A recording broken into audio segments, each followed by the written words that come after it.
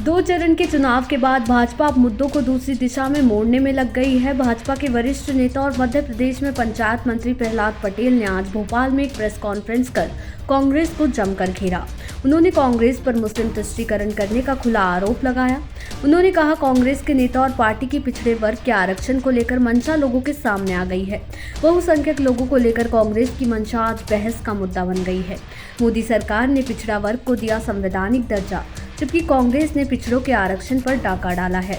उन्होंने कहा, कांग्रेस अलीगढ़ मुस्लिम विश्वविद्यालय में न्यायालय के विरोध जाकर SC, ST, OBC के आरक्षण को समाप्त किया। कांग्रेस कहती रही है कि देश की संपत्ति पर पहला अधिकार मुसलमानों का है, जबकि हमारे प्रधानमंत्री मोदी ने कहा कि इस देश की संपत्ति पर पहला अधिकार गरीबों का है। प्रहलाद पटेल ने आरोप लगाया कि कांग्रेस की मंशा मौलिक अधिकारों को चकनाचूर करने की है। इसके आगे उन्होंने क्या कुछ कहा, आइए सुनते हैं। मैं अपनी तरफ से और अपनी पार्टी भारतीय जनता पार्टी की तरफ से भोपाल के इलेक्ट्रॉनिक मीडिया, प्रिंट मीडिया और फोटो जर्नलिस्ट सभी का हृदय से स्वागत करता हूं।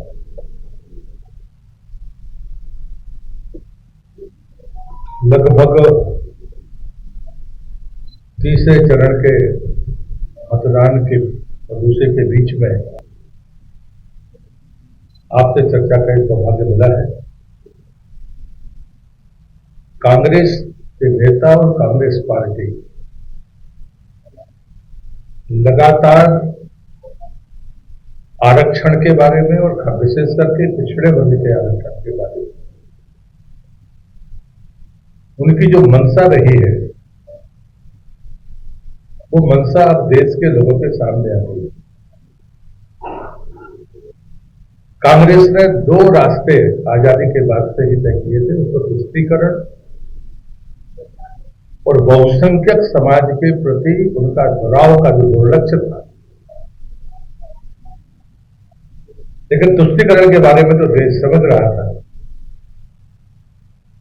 लेकिन बहुसंख्यकों के खिलाफ कांग्रेस की जो मंशा है वो पहली बार आज बहस का मुद्दा बनी है और देश के सामने वो बातें आई है। और इसलिए मैं सकारात्मक अपने पक्ष से बात शुरू करूंगा। 11/8/2018 हमारे लिए बहुत ही ऐतिहासिक तिथि है, जिस दिन मोदी सरकार ने पिछड़ा वर्ग आयोग को संवैधानिक दर्जा दिया था। ये बात मैं जानबूझकर कह रहा हूं, क्योंकि जो मंशा कांग्रेस की थी उस मंशा का ये सबसे बड़ा प्रमाण है कि संविधान में उल्लेख होने के बावजूद भी कांग्रेस ने 2018 तक का आने का इंतजार किया कि मोदी जी की सरकार बनेगी और वो उस कमीशन को संवैधानिक दर्जा देंगे। कमीशन बना 1993 में, लेकिन उसको संवैधानिक मान्यता नहीं मिली। और उसके पीछे जो मैं षड्यंत्र और मंशा देखता हूं, ताकि राज्य मन मर्जी से अपने आयोग बनाकर जो चाहे वो करते रहे। 1993 में पिछड़ा वर्ग कमीशन बनने के बावजूद भी 2004 में कांग्रेस की आंध्र प्रदेश की सरकार ने, जहां मुस्लिम आबादी कुल 9.5% थी, वहां 7 से 10% आरक्षण देने की कोशिश की। वो अलग बात है कि आंध्र के हाईकोर्ट ने उसको इनकार कर दिया। फिर उन्होंने 2005 में अटेम्प्ट किया, 2006 में किया, 2006 में किया, और उसके बाद 2010 और अभी तक वो सुप्रीम कोर्ट में चल रहा है। और इस बीच में इन तारीखों को हमें देखना होगा। अभी कर्नाटक सरकार ने किया, भारतीय जनता पार्टी की सरकार आई थी तो उन्हें धर्म आधारित आरक्षण को समाप्त किया था। जैसे ही सरकार बदली, फिर से इस परिस्थिति को इस देश पर उत्तर प्रदेश पर लाद दिया गया। लेकिन ये बात सही है कि अब संवैधानिक दर्जा पिछड़ा वर्ग कमीशन को है, तो उसने वहां के चीफ सेक्रेटरी को नोटिस दिया। तो भी समझनी पड़ेगी कि जब तक संवैधानिक दर्जा नहीं था, राज्य सरकारों को स्वतंत्रता पूर्वक उस कांग्रेस की राज्य सरकारों को पिछड़ों के आरक्षण को खाने का काम करने की छूट मिली हुई थी। चाहे वो केरल हो, कर्नाटक हो, चाहे वो आंध्र हो, ये सबका उदाहरण है। और इसलिए मैं ये कहता हूं कि कहीं ना कहीं सिर्फ पिछड़ों के आरक्षण पर डाका नहीं डाला कांग्रेस ने, बल्कि एससी, एसटी और पिछड़े सभी आरक्षणों पर डकैती की है। और उसका सबसे अच्छा उदाहरण है अलीगढ़ मुस्लिम विश्वविद्यालय का, जहां न्यायालय के फैसले के विरुद्ध जाकर एससी, एसटी और ओबीसी के आरक्षण को समाप्त किया। और इसलिए ये जो मंशा है, ये मंशा आज देश के सामने है। माननीय पूर्व प्रधानमंत्री मनमोहन सिंह जी का बयान, अब कांग्रेस उसको झुठला नहीं पा रही है, लेकिन वो बयान था कि इस देश की संपत्ति पर पहला अधिकार मुसलमानों का है। लेकिन हमारे प्रधानमंत्री ने गर्व के साथ कहा कि इस देश की संपत्ति पर पहला अधिकार गरीबों का है। और इसलिए मुझे लगता है कि ये जो बहस है, ये सिर्फ बहस नहीं है, इसने कांग्रेस के नेता, कांग्रेस पार्टी दोनों के चरित्र को उजागर किया है। मैं इस अवसर पर इसलिए डॉक्टर अम्बेडकर को कोट कर रहा हूं। 27 अक्टूबर 1991 में जब उन्होंने कहा था कि मुसलमानों, पंडित नेहरू हमेशा मुसलमानों का पक्ष लेते हैं, साथ उन्होंने लाइन कही थी कि मैं मुसलमानों का विरोधी नहीं हूं, लेकिन जिनको संरक्षण मिलना चाहिए उनको मिलना चाहिए। ये तुष्टीकरण और बहुसंख्यक वर्ग के विरुद्ध कांग्रेस की मंशा अब व्यापक तरीके से जनता के बीच में आई है। और इसलिए मैं मानता हूं कि ये जो निर्णय है, ये निर्णय देश को कमजोर करने वाले निर्णय, लोकतंत्र को आहत करने वाले निर्णय, हमारी संवैधानिक मान्यताओं को चकनाचूर करने वाले निर्णय है कांग्रेस।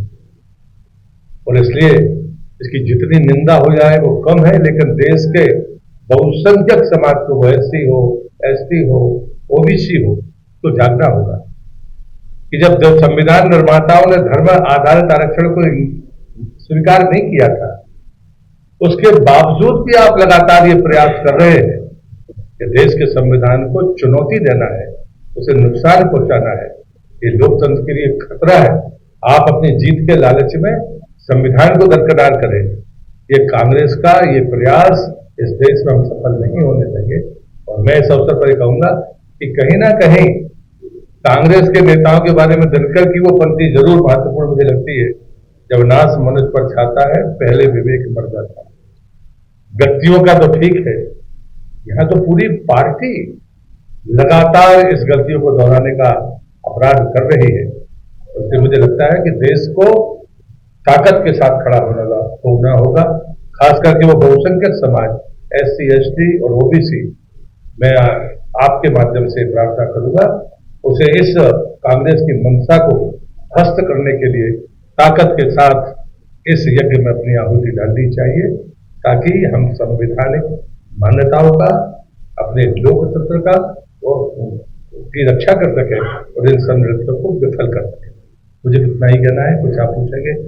मध्य प्रदेश सरकार आई है, हैदराबाद कल्याण आयोग बनाया, जनसंख्या के हिसाब से अपना एक दस्तावेज तैयार किया, केंद्र सरकार को भेजा।